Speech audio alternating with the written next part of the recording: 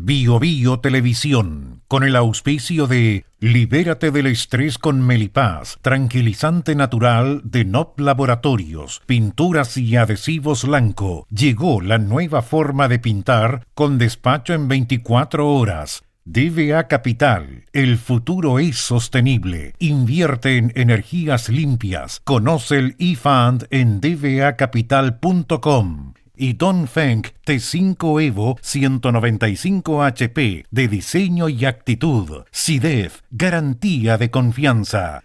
Presentan comentarios de Tomás Mochati. El estrés y la ansiedad en estos tiempos es indudable. ¿Andas acelerado? ¿Sientes tu mente sobrepasada? ¿Te cuesta dormir bien? Para tranquilizarnos naturalmente, tenemos Melipaz, que calma la ansiedad, relaja y reduce el estrés.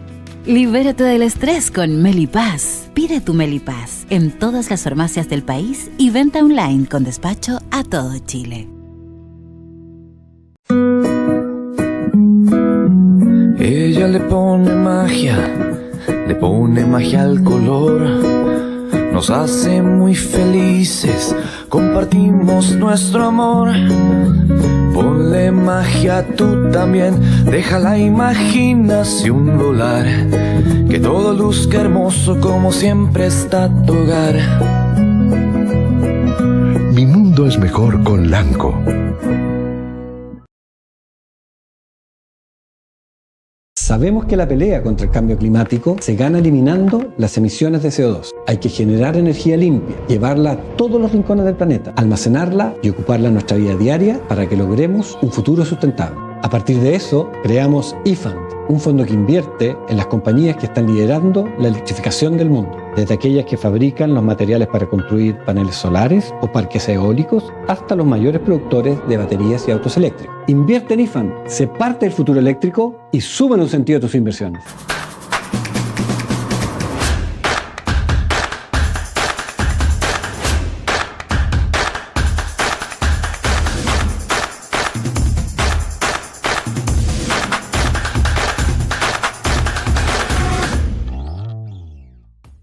SIDEF, garantía de confianza.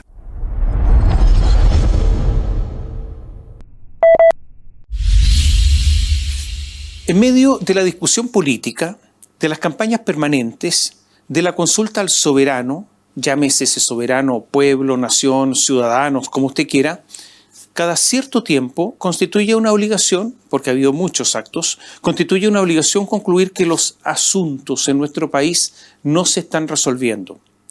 Digamos que en democracia, los dirigentes y los grandes asuntos se resuelven mediante elecciones, plebiscitos, consultas, todo lo que se ha inventado para que sean las personas, todos nosotros, las que diriman. Nunca en la historia de Chile había habido tantos actos electorales como los ocurridos en los últimos tiempos. Y ocurre que estas consultas al ciudadano no han dirimido prácticamente nada. Ahora, yo lo sé, usted me podrá rebatir diciendo que, por ejemplo, se resolvió elegir a Gabriel Boric sobre José Antonio Kast en la segunda vuelta presidencial. Y agregará usted que se resolvió por un plebiscito de entrada, que nos dotemos de una nueva constitución, que se eligió una convención constituyente, que el texto constitucional que de ahí emanó fue rechazado, que se eligió un consejo constitucional y que el texto de ese consejo constitucional será plebiscitado el próximo 17 de diciembre. Y usted podrá decir entonces, ¿cómo es que usted afirma que no se dirime, que no se resuelve, que no se zanjan las cosas? Bueno, voy a insistir, no se zanjan. Y le voy a dar un ejemplo. El presidente Gabriel Boric, después de la derrota del primer texto constitucional en el plebiscito del 4 de septiembre de 2022, dijo que el plebiscito de entrada daba un mandato permanente para redactar una nueva constitución, que era un mandato de esos irrevocables, una cosa que no existe, pero en fin, hay que saber de estas cosas. Un mandato sine die, un mandato in aeternum. Y ahora sostiene que si gana el rechazo, no habrá un nuevo intento constitucional. O sea, aparentemente decretó, dio vuelta, ¿no? Todo. Decretó sin dar argumento nuevo que la voluntad del soberano ha gozado, la voluntad del soberano ha gozado una especie de prescripción extintiva. O sea, ya volveremos sobre ese punto, pero usted se da cuenta que cambió todo. Por ahora solo quiero decir que el sistema político no está resolviendo nada y está absolutamente detenido, está agripado, está ocluido. Como todos sabemos, el sistema democrático, ese que surgió de los ingleses y de los franceses con la Revolución Francesa, supone un Estado de Derecho y supone la existencia de partidos políticos, porque es a través de los partidos políticos que se genera el poder. Son los partidos políticos los que presentan candidatos, los que presentan programas, los que tienen una forma de ver el Estado, la organización de ese Estado, a los ciudadanos y la relación entre ciudadanos y Estado. Pero ¿qué es lo que nos ocurre? Que esa enorme función institucional de los partidos hoy no se condice con su tamaño. Hoy tenemos partidos pequeños, todos son pequeños, incluso algunos minúsculos. Ninguno de los partidos tiene la envergadura, reitero, el tamaño, la influencia, el prestigio para ser los medios que el sistema democrático establece para representar a la gente, porque es la gente la que les delega el poder. Esto de partidos chicos frente a una función institucional grande constituye un equilibrio muy precario, frágil, de partidos casi insignificantes en el sistema político. Y no hay que ser muy inteligente, que este equilibrio frágil es muy difícil que se prolongue en el tiempo. Entonces lo que está en juego es el sistema democrático. Una de las razones por la que no se ha podido resolver el dilema constitucional, se lo contaba recién, es justamente este. Partidos pequeños, pero que tienen una función institucional enorme. Partidos que además están absolutamente anclados en su ideología. Hoy día el oficialismo es minoría en Chile. Lo han demostrado las dos últimas elecciones y además lo demuestra la aprobación del gobierno, que es minoritaria. Es posible, y yo diría incluso probable, que esa minoría, sin embargo, triunfe en el plebiscito del próximo 17 de diciembre y se rechace el texto constitucional que se va a proponer a la ciudadanía. O sea, volvemos a la situación preestallido, la situación del 17 de octubre de 2019 con esta Constitución. Pero yo diría que hay algunas consideraciones que hacer. Una de ellas es que a propósito de la extensión de los textos, se ha dicho que este es un texto muy largo, hay que considerar que la actual Constitución, la que está vigente ahora, está complementada con las leyes orgánicas constitucionales, que tenían un quórum especialmente alto para su modificación. El texto que se va a plebiscitar no contempla leyes orgánicas constitucionales, por lo que parecería razonable que tenga más extensión si es que comparamos peras con peras, o sea, la actual Constitución con sus leyes constitucionales, leyes orgánicas constitucionales. Después de las reformas post-estallido, estas leyes orgánicas constitucionales ahora se pueden reformar por mayoría, simple mayoría absoluta. No hay quórum especiales. Y esta mayoría absoluta es alcanzable por la izquierda. Y por lo tanto, esto más la Constitución que bajó el quórum de 2/3 a 4/7 podría significar que la izquierda sí en el Congreso en algún momento pueda modificar la actual Constitución profundamente. La decisión del oficialismo, bajo la égida de Gabriel Boric, de no seguir con un nuevo proceso constituyente, la valoración ahora interesada de la actual Constitución, ya no se dice que es la Constitución de los 4 generales, ya no es la de Pinochet, sino que es la de Ricardo Lagos, que fue tan vilipendiado Lagos hasta hace no mucho.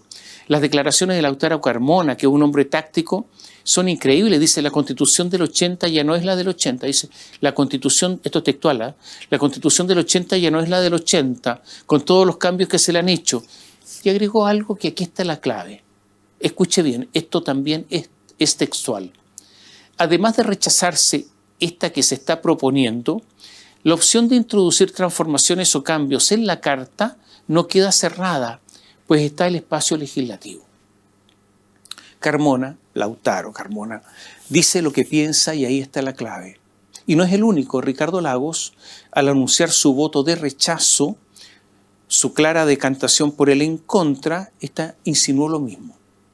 Por lo tanto, digámoslo así, yo diría, la Constitución que se propone no es más larga que la que nosotros tenemos, comparando peras con peras, y en segundo lugar, las leyes orgánicas constitucionales actuales se pueden modificar por mayoría simple, y esta Constitución además en su texto fundamental por 4/7. Ahora bien, entonces, esta es la jugada. La jugada es que sea el Congreso el que cambie esta Constitución. Por lo tanto, no es verdad que se cierra el proceso constitucional. Va a continuar en el Congreso con una Constitución más fácil de modificar y con estas leyes orgánicas, insisto de nuevo, de las que solo casi les queda el nombre. Vuelvo entonces al comienzo. Están los partidos políticos, estos partidos chicos, minúsculos, en condiciones de, a partir del actual texto, redactar una nueva Constitución bajo la fórmula de modificar profundamente la actual, haciendo esto en el Congreso. ¿Es políticamente posible? ¿Es políticamente aceptable por los ciudadanos? ¿Es fuente de tranquilidad y estabilidad esta decisión de los partidos? El sistema político, lo decíamos, está trabado. Y ahí los políticos y sus partidos tienen enormes conflictos de interés. ¿Serán capaces de hacer modificaciones mirando el bien del país y no su propio destino, o sea, su destino particular?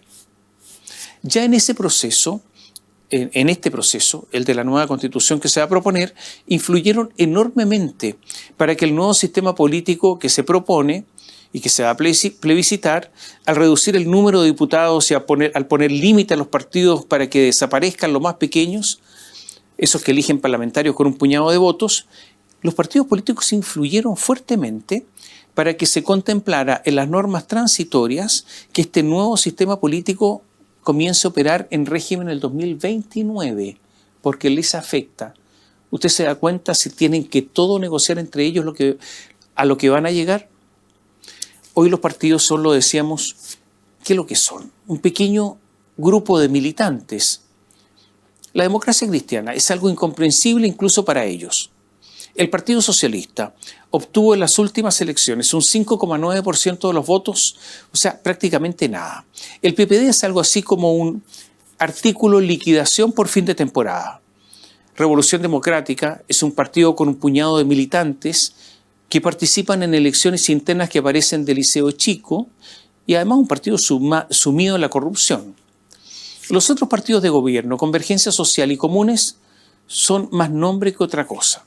Y el Partido Comunista, que es el más articulado, lejos, con su casi 9%, pero no es más que eso, 9%. Sus militancias, las militancias de todos ellos, son funcionarios del Estado, funcionarios públicos, funcionarios municipales, personajes que pululan alrededor de algún empleo disponible y muy poco más que eso. Y están los otros partidos, amarillos y demócratas, unos nacituros con futuro incierto, como todo lo que está en etapa de gestación. La derecha, la UDI, Renovación Nacional, republicanos, aunque están envalentonados, la derecha está envalentonada, está leonada, pero yo sospecho que son menos de lo que ellos creen y adolecen también de cierto enanismo. Todos estos partidos tendrán la autoridad para, entre ellos, redactar un nuevo texto constitucional y aprobarlo con la votación de ellos. Es verdad que la izquierda se dio cuenta que su única posibilidad por ahora es esta. O sea, es el Congreso que tanto vilipendiaron, insultaron, agraviaron, pero en el Congreso que se convierta ahora sí en una cocina enorme al lado de la que ellos criticaron. Pero la necesidad tiene cara de hereje. La forma vulgar del decir romano, eso, la necesidad tiene cara de hereje porque los romanos lo decían en forma más elegante. Necesitas caret lege, o sea, la necesidad carece de ley, incluida eso que se llama la moral. Sostener que los partidos políticos son minúsculos, pequeños, islotes, incapaces de hacer desde hace años de dar gobernabilidad al país, partidos varios que no tienen problemas en violar las leyes, con una confianza, según muchas encuestas, en el suelo, con dirigentes de vuelo rasante, bien rasante, que puedan proponer ellos la solución constitucional del país, yo creo que es una osadía notable. Es el último intento de la izquierda para no quedarse con la Constitución actual, es verdad. O la alternativa es esperar al futuro, porque la democracia siempre ofrece oportunidades, o sea, cuando vuelvan a tener una mayoría contundente. Ahora, le aclaro de inmediato, toda esta disquisición no es más que una descripción fáctica y nada tiene que ver con lo bueno o abyecto del texto que se propone, porque ya tendremos tiempo de hablar de eso. Y hablando de lo fáctico, mientras se discute todo este asunto constitucional, el gobierno está paralizado. Una eventual victoria del en contra en diciembre será un asunto, yo diría, momentáneo desde el punto de vista de una victoria, pero que no alterará mayormente la situación. Destruido el principal objetivo, que es la constitución de Elisa Loncón y Jaime Baza, ¿se acuerda de ellos, no? Con enormes dificultades para las reformas tributarias, previsional y de salud. Tendremos los poco más de 2 años que quedan al gobierno de Gabriel Boric en un progresivo ambiente económico e institucional decadente. Porque va a seguir empeorando la economía. Aumentará la pobreza. No habrá mejora educacional. Una demostración de que todo lo que se dijo en esta parte, en la educación, era mentira. Y habrá una desesperanza que hoy es evidente. Es posible que el presidente Gabriel Boric termine su periodo, yo diría, con una aprobación alta, porque tiene un voto duro alto, y que el próximo gobierno es posible que sea de derecha, pero una derecha que administrará un gobierno sin recursos, sin poder endeudarse, porque este gobierno los dejará sin capacidad para endeudarse, con un crecimiento potencial muy bajo, y lo más importante, la derecha tiene las mismas ideas de siempre, esas que ya están desfasadas en el tiempo. Los capitales que se fueron ya no van a volver. El crédito para Chile hoy es más caro, hay que pagar más intereses. No es un exceso pensar que un eventual gobierno de derecha, yo diría el segundo año, esté con tales problemas que también va a estar paralizado. ¿Y después qué? ¿Podrá este sistema político que acabamos de describir dar alguna respuesta? Con una democracia desvalorizada, ¿acaso no existe la posibilidad de que llegue un gobierno autoritario para el periodo siguiente? El deterioro económico es tan evidente que la verdad es que llama la atención que el presidente ni el ministro de Hacienda reaccionen. El gobierno aumentó los compromisos de gasto fiscal para los próximos años, para los próximos 4 años, en $14.000 millones. Son $14.000 millones adicionales a lo que estaba previsto. Agregó, esto es notable, además una disminución, o sea, aumentan los gastos a los que ya se preveía y disminuyen los ingresos en $1.000 millones. Y el balance estructural aumentó en su déficit de 0,3 a menos 0,5% para el 2026. Ninguna de las promesas del ministro Mario Marcel se está cumpliendo, ninguna. El IMASEC, o sea, el crecimiento del país en septiembre fue 0. Y el ministro de Hacienda, de forma bien triste, yo creo, lo celebró un montón. O sea, no crecer es un éxito. Óscar Landerreche, un economista de izquierda muy conocido, dijo que si uno toma los últimos 12 meses y los compara con los 12 meses anteriores, hay un decrecimiento en términos absolutos y también en términos per cápita.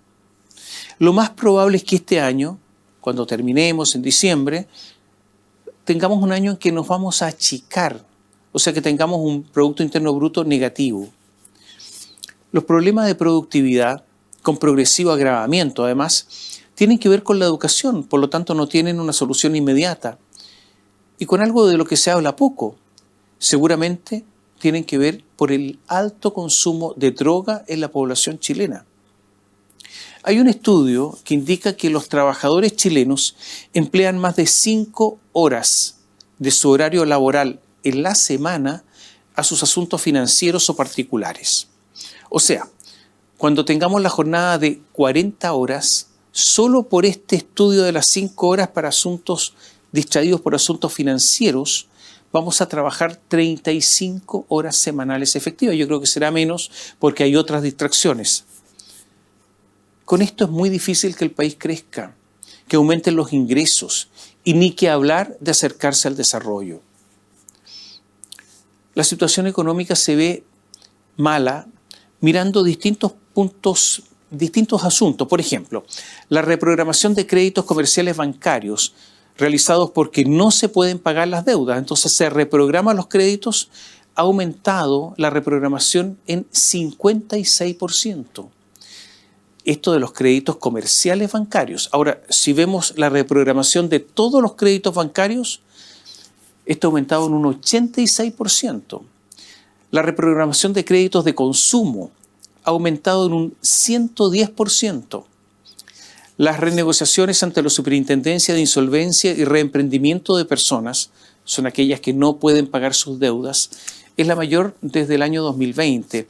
La liquidación de empresas aumentó este año en relación al año anterior en un 15%. Hace 11 meses que aumentan los empleos informales. Entre julio y septiembre los informales aumentaron en cerca de 14.000. Hay aproximadamente 2.400.000 personas informales que no pagan impuestos, que no imponen para su previsión, pero que sí usan los servicios sociales, que sí tienen bonos y que además van a tener una pensión garantizada, no habiendo impuesto nunca. Casi 9 de cada 10 puestos nuevos de trabajo informal lo ocupan las mujeres. Toda la discusión del alza de impuestos, de reforma previsional, a todas estas personas no les importa nada porque son informales, están en la ilegalidad. Lo cierto es que el trabajo formal, ese que paga impuestos, que paga contribuciones, que cumple normas laborales, que debe someterse a una serie de leyes y normas que a veces cuesta dinero cumplir, hace que crezca la sensación de injusticia ante la coexistencia de una actividad ilegal, una legal y otra ilegal, sin que importen las autoridades. Sigo entregando datos. Los permisos de construcción de viviendas cayeron un 18% y hoy se encuentra al nivel de 1991. El asunto es que antes de 1991 no había registros. Es un desplome impresionante. Y si vemos la región metropolitana, también es la peor cifra para la construcción de viviendas nuevas en 32 años. Ahora, si lo medimos por superficie a construir, la caída es de 20%, el nivel más bajo desde el año 2010. Los despidos por necesidades de la empresa hasta septiembre de este año llegaron a 334.000, con un alza del 15%, una cifra mayor a la ocurrida en plena pandemia cuando estaba todo cerrado. También se ha deteriorado las ofertas laborales, aunque el deterioro se ha ido moderando, porque hace meses que se está deteriorando las ofertas laborales. La tasa hipotecaria, en estos instantes, la tasa de los créditos hipotecarios es la más alta en 14 años. Muchas personas saben que ya no pueden acceder a una vivienda propia porque no son capaces de cumplir con el pago de esas tasas altísimas. Durante esta semana hubo una entrevista muy interesante en el diario La Segunda al ingeniero civil en minas, exgerente de Codelco Norte, Sergio Jarpa. Y él habló que la producción de Codelco, esto lo sabemos, ha caído, lo de Codelco es un desastre, la producción ha caído en un 80%. O sea, en cualquier empresa, que la producción caiga en un 80% es un desastre y es para que se vaya toda la plana gerencial. Y resulta que él dice que no ha visto ningún plan concreto para elevar la producción. Agregó que hay un sobrecosto de proyectos estructurales, en algunos casos de más de un 50%. Y de nuevo, cuando un proyecto estructural, un proyecto en una empresa, tiene un sobrecosto de un 50%, alguien tendrá que renunciar, es un fracaso. Aquí no pasa nada. Sergio Jarpa habla de directorios que no son técnicos, que no tienen idea, y habla de que hay una supervisión de los proyectos y de la empresa que trabaja, escuche bien, de lunes a jueves, porque la mayoría de los ejecutivos y supervisores no viven cerca de la faena, sino que viven en Santiago. Y esto lo hacen ganando sueldos millonarios, trabajan de lunes a jueves. Y dice que los principales problemas de los proyectos estructurales son mineros. Dice, hoy el teniente presenta problemas de estallido de roca en Chuquicamata subterránea. Recordemos que en Chuquicamata la mina a rajo abierto se ha cambiado por un sistema subterráneo. Y dice que en Chuquicamata subterráneo se están derrumbando las galerías. Agrega que ya no hay disciplina laboral en Codelco. Y dice que la empresa estatal se niega a que haya auditoría técnica a los proyectos. ¿Y por qué le cuento lo de Codelco? Porque simplemente, además de ser la mayor empresa estatal, es un reflejo de lo que ocurre no solo al Estado, sino que también lo que le ocurre al país. Pero no solo hay problemas profundos en la economía, se lo decía antes, también hay problemas en la política. El presidente ha hablado de que hay que defender el cumplimiento de los derechos humanos siempre, y en eso tiene razón. Siempre y en cualquier lugar. Ante la ONU habló de Nicaragua, que parece una especie de boxeador groggy, porque es fácil pegarle a Nicaragua, pero se mantuvo en silencio respecto a Cuba y Venezuela. Antes de viajar a China, dijo que trataría el respeto de los derechos humanos en China con los chinos. Pero cuando se encontró con Xi Jinping en Pekín, se le entró el habla, como dicen en el campo. O sea, era una simple bravuconada, o sea, una más. Ahora, 10 deportistas cubanos que participaron en los Juegos Panamericanos solicitaron refugio en Chile. Hay uno más, son 11 en realidad, uno que todavía no solicita el refugio, pero se escapó de la delegación. ¿Y cuál es la razón? Es simple. No desean seguir viviendo bajo una dictadura. Esa es la única razón. Quieren libertad.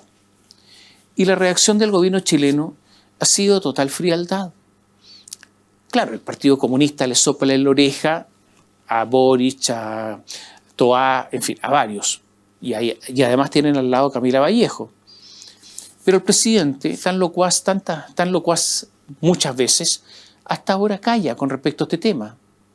Y yo diría que es una vergüenza, obviamente, y también una cobardía, porque hay una tendencia natural, una tendencia humana de estar siempre con los más débiles, de estar con los perseguidos, salvo con ellos ahora. La ministra del Interior, Carolina Toá, se mandó una frase, yo diría, de antología. ¿Qué dijo ella? Cuando le preguntaron por estos cubanos que se habían escapado de la delegación, quieren permanecer en Chile, dijo, mire, en realidad perfectamente pudieran estar haciendo turismo.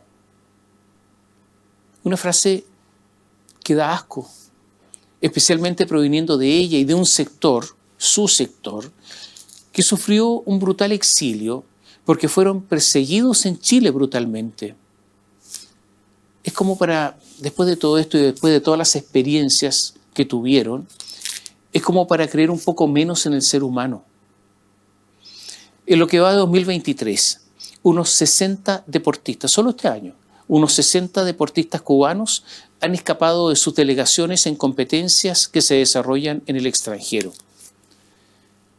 Una de las atletas cubanas escapada comentó en Canal 13, esta es su experiencia, ¿no? en Cuba, podemos ver a la familia 2 veces al año, se lo repito, podemos ver a la familia 2 veces al año.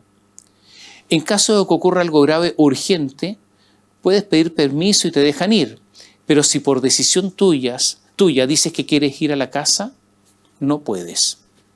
Otra deportista aseguró que no piensa volver a su país porque desea tener libertad.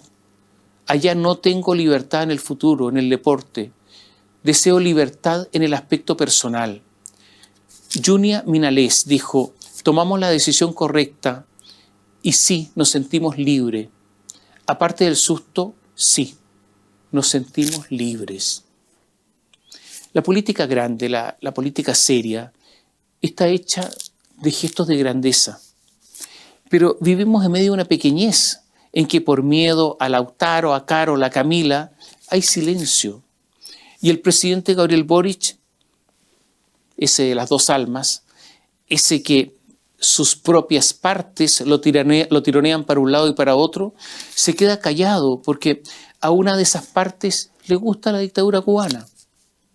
El Partido Comunista Chileno, que fue, todos lo sabemos, el más prosoviético de Occidente, el partido que justificó la invasión de Checoslovaquia, el partido que justificaba la dictadura de Alemania Oriental, no ha cambiado. Por eso minimiza todo esto.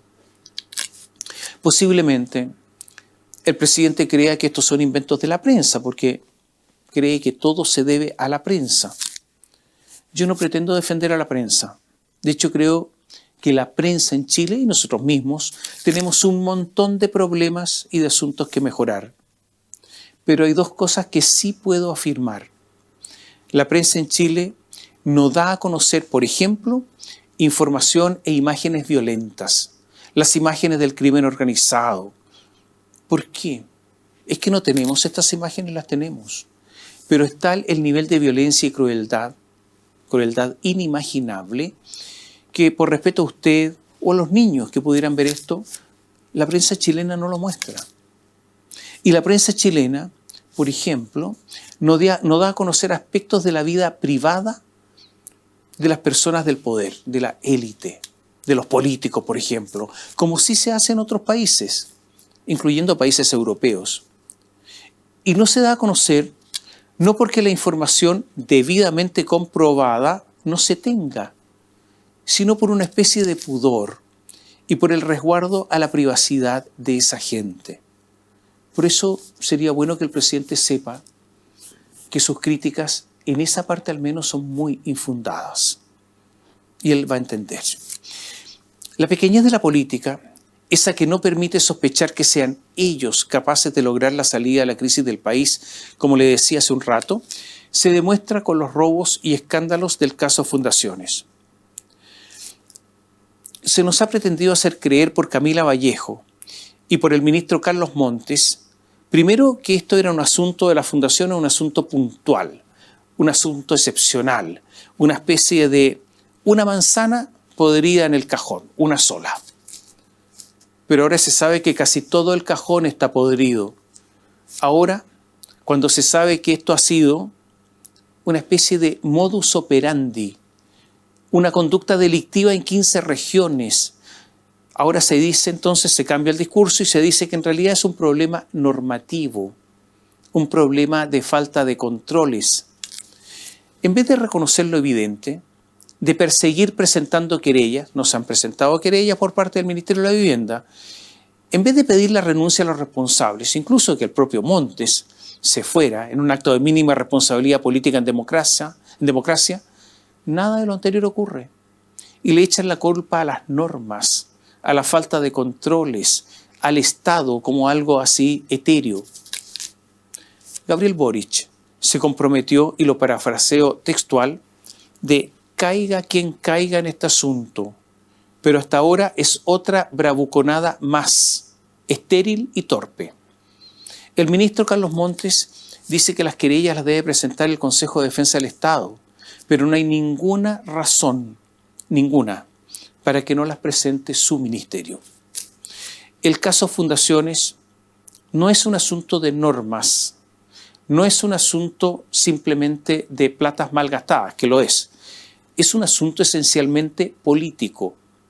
Son fundaciones constituidas por políticos, con fines políticos, en el intento de, al ver que los partidos políticos están débiles, hacer política con platas públicas desde los llamados territorios, logrando que, entre otros asuntos, las tomas se transformen, la gente que está ahí, se transformen en votos en base al clientelismo. Es el uso de los pobres, es el uso de los marginados para sus propios fines. Así de pestilente. Esto, ministro Montes, perdóneme, señora Vallejos, no tiene nada que ver con normas insuficientes, sino con un plan que se los descubrieron a sus autores y ejecutores, porque el asunto era político. Se entregaban platas designando a las fundaciones a dedo sin que otra pudiera optar a obtener esos recursos y se las daban porque eran amigos, sin exigir garantías. Además, en muchísimos casos, les entregaron el total del dinero antes de comenzar a trabajar, violando toda la costumbre que hay en el Estado, que es contra avance de trabajo. Yo no deseo hablar de que eran privilegiados, porque esto es en realidad corrupción. A Procultura, del médico psiquiatra Alberto Larraín, el que hizo campaña por el apruebo en el plebiscito pasado, le han entregado miles de millones de pesos. Se habla en algunos casos de 5.000, otros de 7.000. Es este médico transformado en pintor de brocha gorda de ocasión que justifica los altísimos montos cobrados porque cuando pintaba le enseñaba a otros a pintar con brocha gorda y sostiene que esa enseñanza es muy cara. Cuando finalmente fue la comisión investigadora de este caso en la Cámara de Diputados hace un rato, finalmente se presentó Miguel Crispi, el jefe del segundo piso, el asesor estrella de Boric, hace pocos días. Crispi siguió sosteniendo la tesis de que esto de enseñar a pintar a otros era caro, porque no cualquiera pinta un muro. Larraín, el doctor, es un hombre poderoso, sumamente bien contactado, un hombre con redes. Y seguramente eso es lo que hizo que durante un buen tiempo el gobernador de Antofagasta, Ricardo Díaz, defendiera el asunto de la pintura de las fachadas, hasta que finalmente era tan evidente todo que se rindió. Y ahora le está pidiendo al doctor que le devuelva 370 millones de pesos. Y esa misma demora con el doctor ocurrió con el Ministerio de la Vivienda, que recién ahora se da cuenta que este médico, contratado para intervenir campamentos, tomas, que ahora con el eufemismo chileno se llaman asentamientos precarios, porque el médico le hace a todo. Le hace a la pintura, le hace a las tomas, le hace a todo. Ahora se dieron cuenta en el Ministerio de la Vivienda que no cumple, que se atrasa, que no rinde cuentas financieras, que con platas públicas se arrienda en valores muy por sobre el mercado. La verdad es que el doctor es cosa seria. Entonces el ministro Montes, ante la evidencia tardía, le pide a la ONG del facultativo, recién ahora, que le devuelva 500 millones de pesos. Cientos de millones de pesos para allá y para acá. Ahora el contralor Jorge Bermúdez habló de la oscura trama en la que participan un montón de ONG. Procultura, Enlace Urbano, Enred, Campamento Idea, Fundación para la Superación de la Pobreza, Urbanismo Social, Tomarte, Movimiento Fibra, Red Integral Comunitaria y muchas más. Esto es un ejemplo. Solo en Arica, Enlace Urbano y Enred no han rendido cerca de 600 millones de pesos. Y también ahí dividían los proyectos para que no los revisara la Contraloría.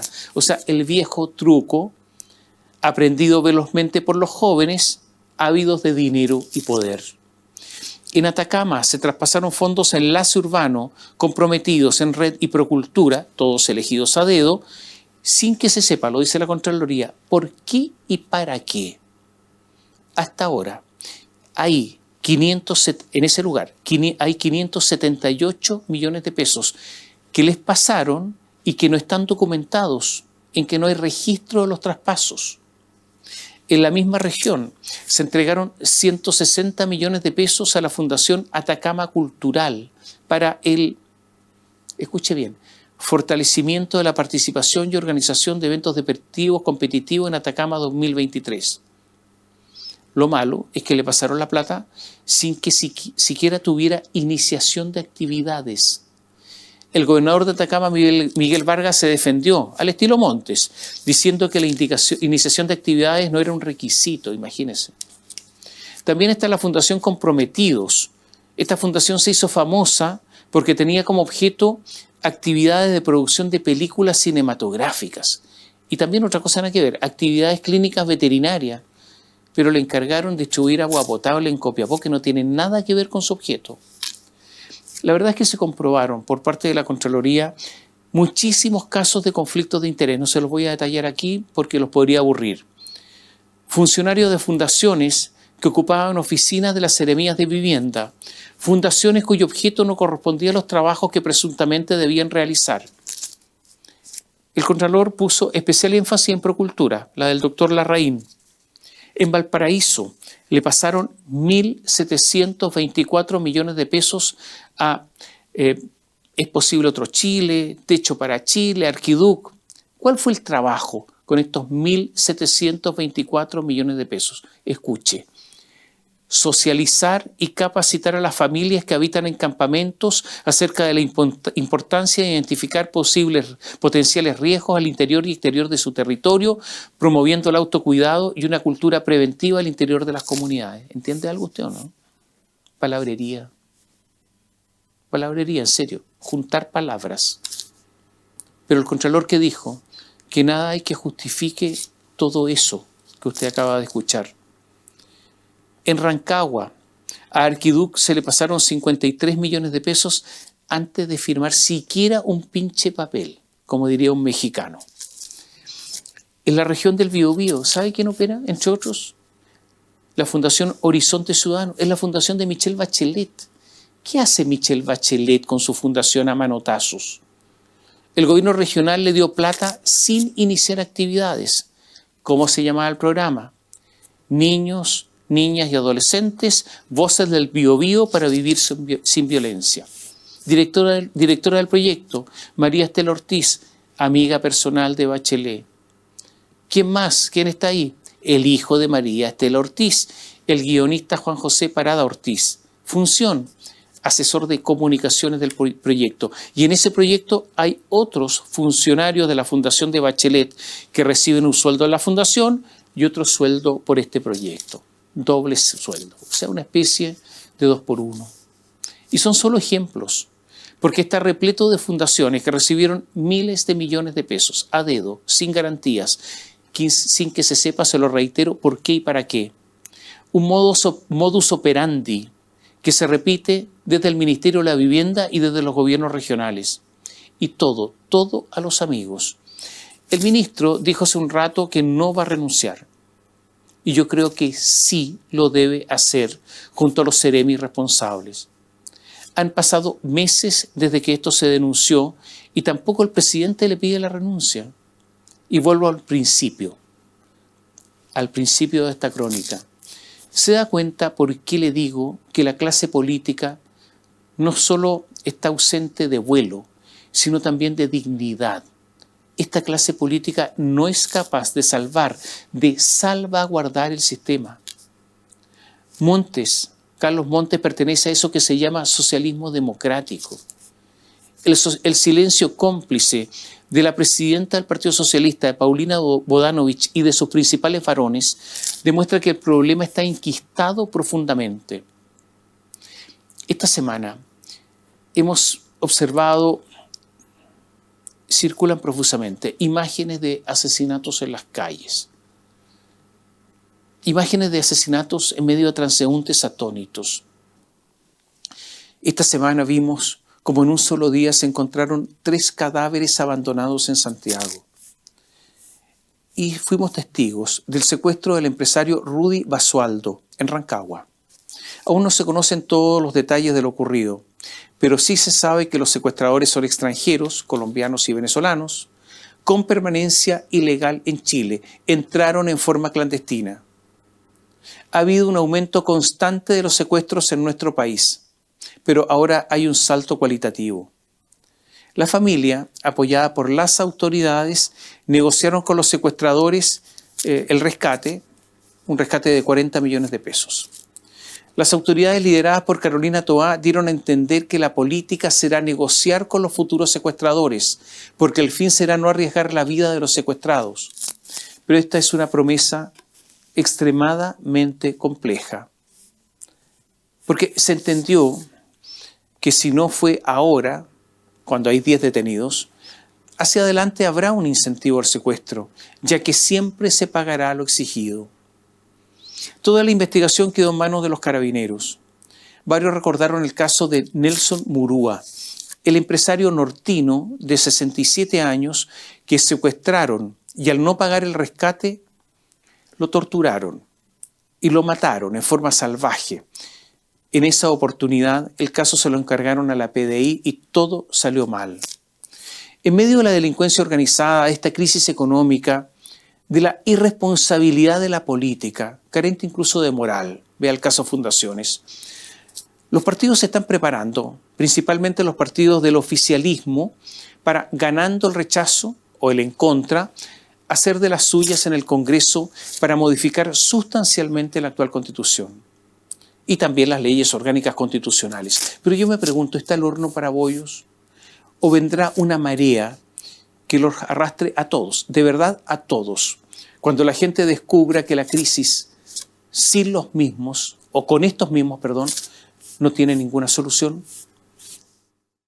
Bio Bio Televisión, con el auspicio de Libérate del estrés con Melipaz, tranquilizante natural de NOP Laboratorios, pinturas y adhesivos Lanco. Llegó la nueva forma de pintar con despacho en 24 horas. DVA Capital, el futuro es sostenible. Invierte en energías limpias. Conoce el eFund en dvacapital.com. Y Dongfeng T5 Evo 195 HP de diseño y actitud. SIDEF, garantía de confianza. Presentaron comentarios de Tomás Mochati. El estrés y la ansiedad en estos tiempos es indudable. ¿Andas acelerado? ¿Sientes tu mente sobrepasada? ¿Te cuesta dormir bien? Para tranquilizarnos naturalmente, tenemos Melipaz, que calma la ansiedad, relaja y reduce el estrés.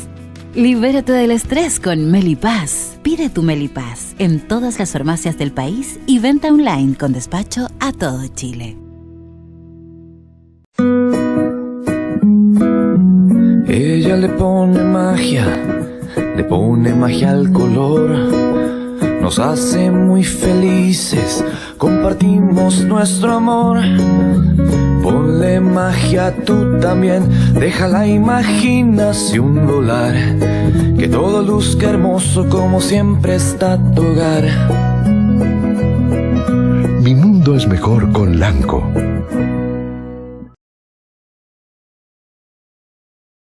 Sabemos que la pelea contra el cambio climático se gana eliminando las emisiones de CO2. Hay que generar energía limpia, llevarla a todos los rincones del planeta, almacenarla y ocuparla en nuestra vida diaria para que logremos un futuro sustentable. A partir de eso, creamos eFund, un fondo que invierte en las compañías que están liderando la electrificación del mundo, desde aquellas que fabrican los materiales para construir paneles solares o parques eólicos, hasta los mayores productores de baterías y autos eléctricos. Invierte en eFund, sé parte del futuro eléctrico y suma en un sentido tus inversiones.